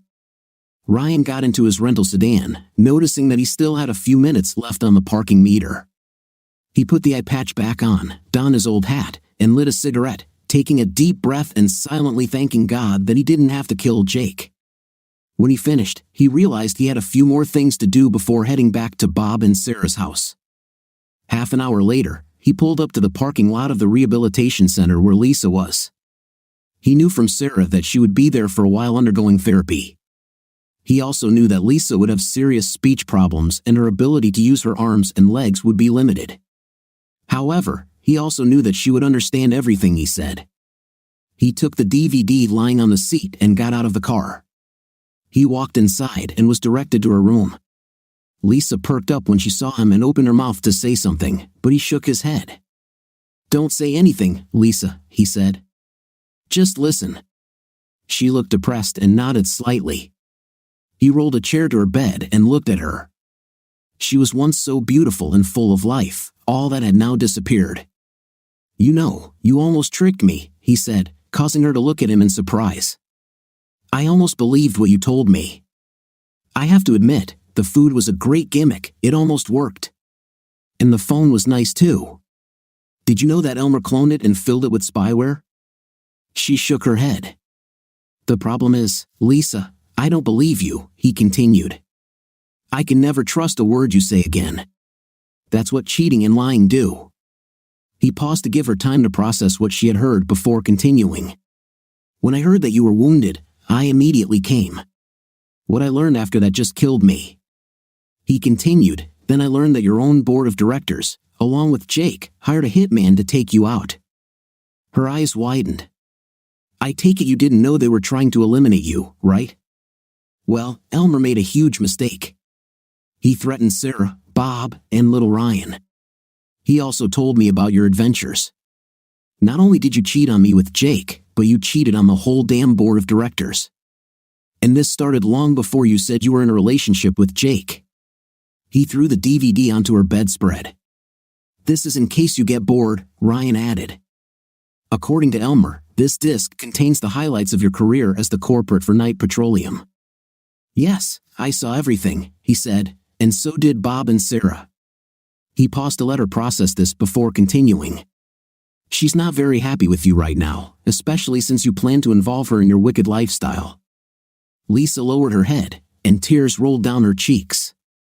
"Elmer orchestrated the kidnapping of Sarah and little Ryan," Ryan added. "Did you know anything about this?" She looked up, surprised, and shook her head. "They are safe now," he said, "not thanks to you. But it appears that Knight Petroleum no longer has a board of directors, and the FBI told me they found mountains of evidence of crimes committed by your company. I don't know if you were involved in this," he continued, but she shook her head and silently whispered, "No." Ryan persisted, "So far, they haven't found any direct evidence linking you to these crimes, but that doesn't mean they won't find it. Even if they don't charge you for the crimes committed by Elmer, Jake, and the board of directors, you could be charged as an accessory. If I were you, I'd hire a lawyer to negotiate a deal. Maybe you will be given immunity if you agree to cooperate with the investigation. In any case, Knight Petroleum is practically non-existent now." He paused before adding, "You should also know that a class action lawsuit has been filed against Jake and or his estate. It turns out I'm not the only one of the hundreds of men whose lives and marriages he destroyed. I'm not a lawyer, so don't ask me to explain all the details, but my lawyer back home is also a member of the bar in this state, and he found a loophole in the law that makes this lawsuit possible." Ryan continued, "I wouldn't be planning any trips to the French Riviera anytime soon if I were you. By the time they're done, Jake won't have a cent left. Even if his lawyers win the case, he will go bankrupt paying their bills." She looked at him, tears streaming down her face. I'm so sorry," she choked out. Ryan nodded. "Yeah, well, for a couple of dollars, that might get you a cup of coffee somewhere," he said, causing even more tears to fall. "But right now, that doesn't mean anything to me. You once asked if we could remain friends. The answer is no. I can never be friends with a traitor, a liar, a hypocrite, and a cheater. Plus, I met a wonderful woman, and we are getting married soon." He pulled out his phone and showed her a photo of him hugging Beverly. Her body shook, and she began to sob. "She's beautiful, isn't she?" Ryan asked. "Her name is Beverly, and she makes me feel better and more alive than I have ever felt in my life. I thought I could never love another woman again until she came along. You know, she helped save Sarah and little Ryan. Sarah even started calling her mom, and little Ryan seems to love her too. I think she will be a wonderful grandmother. What do you think?" Lisa's body shook with sobs. He pushed back his chair and stood up. "You probably won't see me again," he said. "And I suspect Sarah and Bob will disown you too." He added as she began to cry, "It sucks to lose everything, doesn't it? But you know what they say, karma is and then the bill comes. Enjoy the rest of your miserable existence. Goodbye."